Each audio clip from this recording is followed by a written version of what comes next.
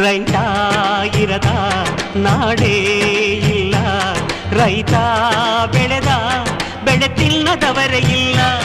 ರೈತ ಎಂದು ಸ್ವಾರ್ಥಿ ಅಲ್ಲ, ತನಗೇ ಮಾತ್ರ ಎಂದವನು ಬೆಳೆಯುವುದಿಲ್ಲ. ಮುಕ್ಕೋಟಿ ದೇವತೆಗಳು ಇದ್ದರೆ ಏನಂತೆ, ಗಣಪತಿಯೇ ಮೊದಲು ನಮಗೆ ಎಲ್ಲ ಪೂಜೆಗೆ.